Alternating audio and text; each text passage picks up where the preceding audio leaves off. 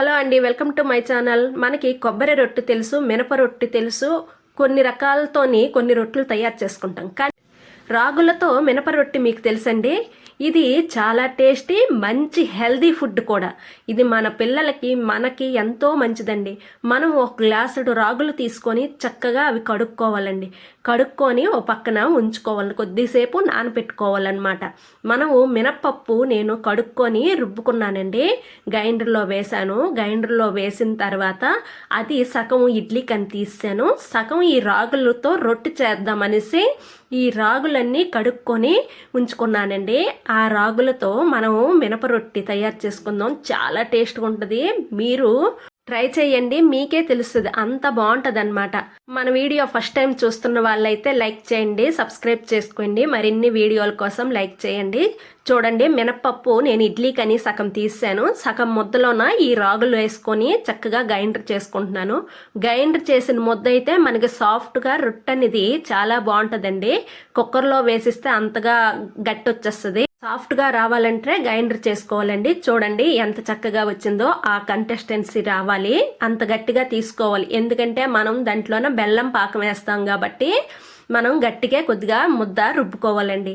ఒక కొబ్బరి చెక్క తీసుకొని అది వెనక పార్టు నల్లటి పార్టు తీసేసి ముక్కలు కోసుకొని మిక్సీలో వేసుకోవాలి. దాంట్లోన యాలక పళ్ళు ఒక 4 వేసుకోవాలండి. వేసుకొని చక్కగా మిక్సీ చేసుకోవాలి.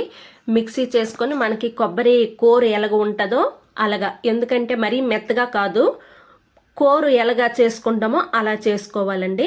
చేసుకున్న తర్వాత ఈ మిశ్రమం ఉంది కదా, మనం రాగుల మిశ్రమం, దాంట్లోన ఈ తురుము అనేది వేసుకోవాలండి. మొత్తం వేసేసుకోవాలి. ఎందుకంటే కొబ్బరి ఎక్కువైతే మనకి రొట్టె అనేది గొప్ప టేస్ట్గా ఉంటుందండి. కొద్దిగా కొబ్బరి ఎక్కువే పడుతుంది. అదంతా వేసేసుకున్న తర్వాత మనము ఒక 1/2 కేజీ బెల్లం పడుతుందండి. ఈ 1/2 కేజీ బెల్లం చిన్న చిన్న ముక్కల్లాగా చేసేసుకోవాలి. చేసుకున్న తర్వాత ఒక గిన్నెలోని వేసుకొని అది ముందు కడిగేసుకోవాలండి. చక్కగా కడుక్కొని ఆ నీళ్ళు వంపివ్వాలి. వంపేసిన తర్వాత మళ్ళీ ఫ్రెష్ నీళ్ళు వేసుకొని మనం స్టవ్ వెలిగించుకొని దాని మీద ఈ గిన్నె పెట్టుకొని చక్కగా కరగనివ్వాలండి. బెల్లం అనేది మనకి పాకం రావాల్సిన అవసరం లేదు, అది కరిగితే చాలు. కరిగిన తర్వాత మనము ఈ మిశ్రమం మీద ఒక జాలి, టీ జాలి పెట్టుకొని దాంట్లో చక్కగా వడకట్టుకోవాలండి. కింద ఇసుక అనేది లేకుండా చక్కగా వడకట్టేసుకొని ఆ పాకం అంతా దాంట్లో వేసేసుకోవాలి.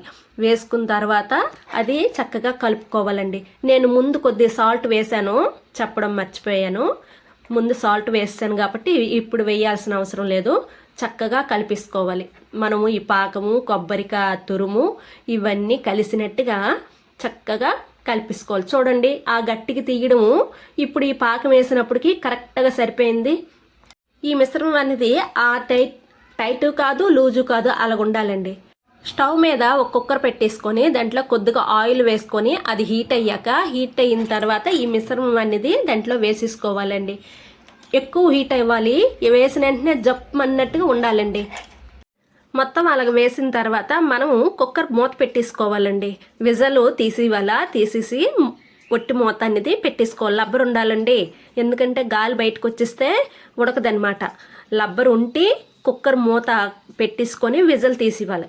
ఒక్క 1/2 గంట అలా కుక్ చేసుకుంటే సిమ్లోన చూడండి రొట్టె అనేది ఎంత బాగా రెడీ అయిపోయిందో. ఈ రొట్టె మన నడుంకి ఎంతో మంచిదండి, ఎంతో బలాన్ని ఇస్తుంది. మనం అప్పుడప్పుడు ఇలా రొట్టెలు చేసుకుంటుండాలి. రాగి పిండి మనం ఏదో ఒక రూపంగా ఉపయోగించుకోవాలండి. జావంటే అందరూ తాగలేరు, కానీ ఇలా రొట్టె చేసుకొని తినండి, ఎంత బాగుంటుందంటే మీకు అంత నచ్చుతుంది. సాఫ్ట్గా ఎంత బాగుందంటే చూడండి ఎంత బాగుంది. మీకు ఈ వీడియో నచ్చితే లైక్ చేయండి, సబ్స్క్రైబ్ చేసుకోండి. Thank you.